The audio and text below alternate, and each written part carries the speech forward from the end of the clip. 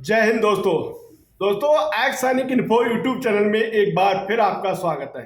आज हम बात करने जा रहे हैं 50 लाख कर्मचारियों के लिए जो बड़ा फैसला निकल के आया है, केंद्र सरकार ने किया है। ईसीएचएस एंड सीजीएचएस दोनों पर लागू होगा। ये नियम पूर्व सैनिक व पेंशनर्स पेंशन धारकों के लिए उनके स्वास्थ्य के हित के लिए कुछ बड़े बदलाव किए गए हैं। वो 15 दिसंबर 2025 से लागू होंगे। दोस्तों, आपको मैं पूरी वीडियो में आप बने रहे, लास्ट तक अवश्य देखें, तभी आपको समझ में आएगा क्या चीज़ चेंज हुई है क्या नहीं हुई है।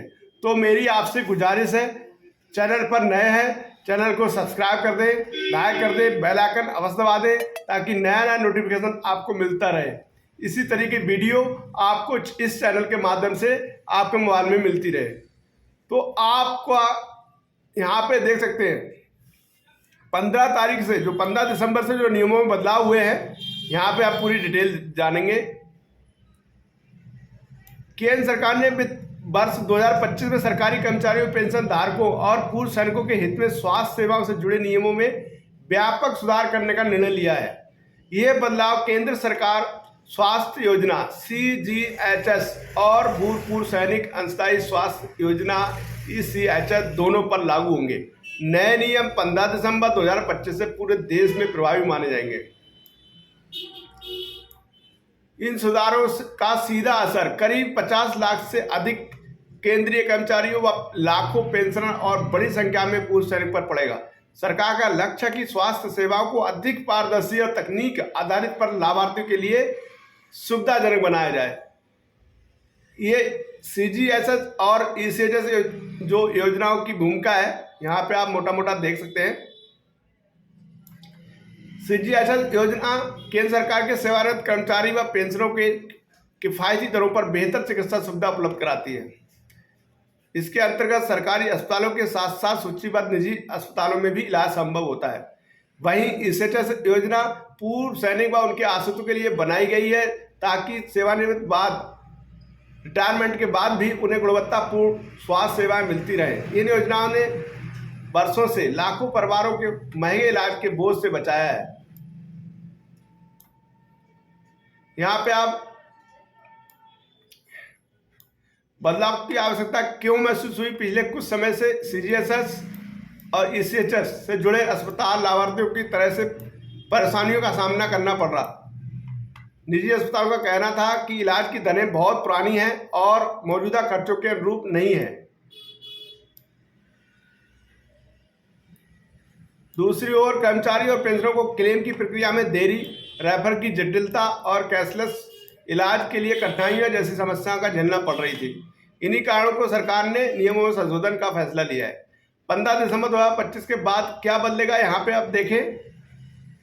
सरकार के निर्देशों के अनुसार 15 दिसंबर को सीजीएचएस और ईसीएचएस के तहत निजी अस्पतालों के पुराने समझौते स्वतः समाप्त होने माने जाएंगे। जो पहले के जो रेट थे वो पुराने सब समाप्त हो जाएंगे। इसके मतलब यह है सभी निजी अस्पतालों में नए सिरे से इन योजनाओं को शामिल होना होगा। नए जो आपका रेट है, गवर्नमेंट के जो शर्तें हैं, वहाँ पे आप देख सकते हैं।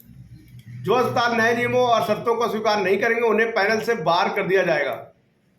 सुनिश्चित किया जाएगा कि केवल वही अस्पताल योजना का हिस्सा रहे जो सरकार द्वारा मानकों पर खरे उतरेंगे। नया पंजीकरण अनिवार्य होगा। जो नया अस्पताल है उनको पंजीकरण कराना होगा। इसके साथ ही 90 दिन के भीतर नए समझौते ज्ञापन MOU पर हस्ताक्षर करने होंगे। अस्पताल की नई दरें जो है, जो शर्तें हैं सरकार की, वो आपको 90 दिन के अंदर पूरा करना होगा। नए अस्पतालों के लिए है। जो अस्पताल समय पर शपथ पत्र जमा नहीं करेंगे उन्हें सीजीएचएस और ईसीएचएस दोनों योजनाओं से बाहर कर दिया जाएगा। सख्ती से नियमों का पालन करा जाए। डिजिटल प्रक्रिया को मिलेगा बढ़ावा। इससे यहाँ पे देख सकते हैं नए नियमों का सबसे बड़ा लाभ ये होगा कि पूरी प्रक्रिया डिजिटल बनाया जाएगा। अब डॉक्टर से रेफर लेना, इलाज की मंजूरी प्राप्त करना और क्लेम की स्थिति जानना ऑनलाइन संभव होगा। आप ऑनलाइन ही जो भी है डिजिटल ही चलेगा। अभी टेली कंसल्टेशन की सुविधा, सरकार ने टेली कंसल्टेशन डॉक्टरी परामर्श के मजबूत करने का निर्णय लिया है। घर बैठे विशेषज्ञ डॉक्टरों से सलाह ले सकेंगे। सुविधा विशेष रूप से बुजुर्ग, पेंशनर और दूराज इलाकों में रहने वाले लोगों के लिए काफ़ी उपयोगी साबित होगी। आप घर बैठे डिजिटल तरीके से आप अपना डॉक्टर से बात करके अपनी दवाई ले सकते हैं। कैशलेस इलाज को मिलेगा विस्तार। सेम प्रक्रिया दोस्तों कैशलेस है और डिजिटल के माध्यम से ये सरकार ने किया है। बहुत बढ़िया जो नियम बनाए हैं गवर्नमेंट ने, बढ़िया है। इलाज की दरों में संशोधन हो चुका है। सरकार ने सर्जरी, कैमरे के किराए और चिकित्सा दरों में भी अपडेट किया। जितना भी इनका जो दरें थी गवर्नमेंट की मेडिकल खर्चों की, वो अब नई दरें अस्पताल को मिल जाएंगी। अस्पतालों पर होगी सख्त निगरानी। नए नियमों में अस्पताल की जवाबदेही भी तय की गई है।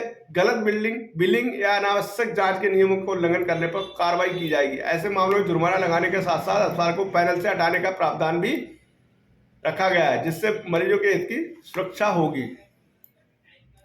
कर्मचारी और पेंशनरों को क्या सावधानी बरतनी चाहिए?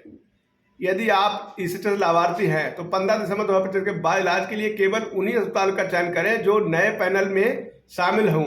उसके लिए ईसीएचएस अपडेट अस्पताल सूची पर नियमित रखना जरूरी है। आपके पॉलीक्लिनिक में एक लिस्ट लग जाएगी, वहाँ पे आप अपना दे सकते हैं। डिजिटल सेवा और टेलीकंसल्टेशन का सही उपयोग करने के इलाज की प्रक्रिया और भी आसान हो जाएगी।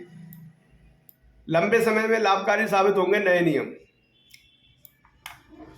डिजिटल प्रक्रिया और कैशलेस इलाज, अस्पताल की जवाबदेही, स्वास्थ्य सेवाओं को गुणवत्ता में सुधार आएगा।